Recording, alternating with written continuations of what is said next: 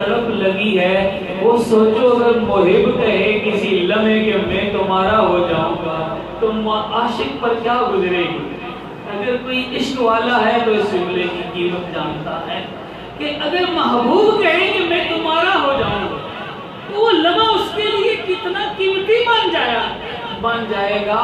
تو میرے نبی کے صحابہ مچل اٹھے، عرض کی یا رسول اللہ فرمائیں ہم نے کیا کام کرنے ہیں کہ اللہ اور اللہ کے رسول ہم سے محبت کرنے لگ جائیں، ہمیں اپنا ولی بنا لیں، ہمیں اپنا دوست بنا لیں، ہمیں اللہ اور اللہ کے رسول کی محبت حاصل ہو جائے۔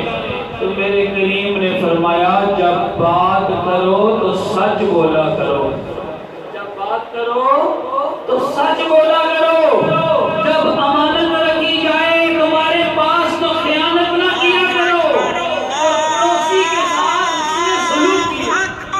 پڑوسی کے ساتھ اس نے سلوک کیا کرو۔ پڑوسی صرف وہ نہیں ہوتا جس کا گھر گھر کے ساتھ جڑا ہو، ارے پڑوسی وہ ہوتا ہے جو پاس ہو۔ ایک محفل میں بیٹھے ہو سارے پڑوسی ہیں، ایک بس میں بیٹھے ہو سارے پڑوسی ہو، دکان والے ہو سارے پڑوسی ہو، بازار میں چل رہے ہو ساتھ والا پڑوسی ہے، یعنی جو تمہارا حلقہ احباب ہے اس کے ساتھ اس میں سلوک کرو۔ دوسری بات، جب امانت رکھی جائے تو اس کے ساتھ اس میں خیانت نہ کیا کرو۔ امانتیں دو، اس کا میں ذکر کروں گا۔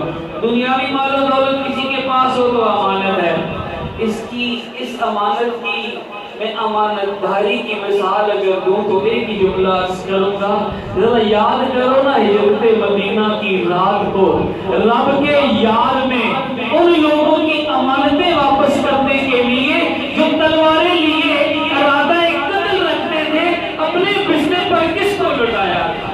اپنے علی کو لٹایا تھا، ان کی امانتیں۔ ارے ہم تو دوستوں کے ساتھ دغا کرنے سے باز نہیں آتے، ارے ہم تو اپنوں کے ساتھ، ہمارے قریب نے ان دشمنوں کے ساتھ جو قتل کرنے والے تھے، قتل کرنے آئے تھے، انہیں کی امانتیں لٹانے کے لیے اپنے علی کو اپنے بستر پر لٹایا۔ دوسری امانت زندگی ہے، کس نے دی ہے؟ اللہ نے دی ہے۔ ہر بندہ بشر جانتا ہے اللہ کی امانت ہے، اس میں خیانت نہ کرو۔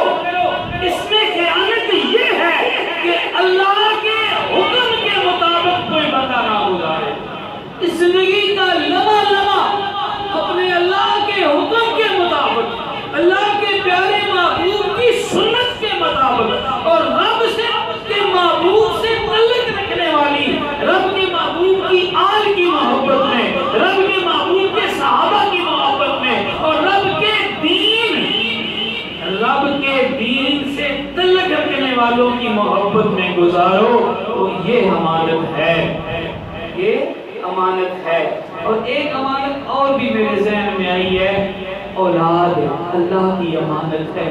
اس کی ایسی اس آستانے نور میں جب میں آتا ہوں نا، صاحبزادگان کو مہمانوں کی خدمت کرتا ہوا جب پاتا ہوں تو میں ان سید زادوں کی عظمت و شان کا دل سے جو ہے وہ احترام میرے دل میں آ جاتا۔ کاش کوئی یہ جو دنیا دار مجرانے ہیں، یہ جو دکھڑ کیانی چودھری، کاش ہم بھی اپنے بچوں کو اس طرح مہمانوں کی خدمت پر لگاتے۔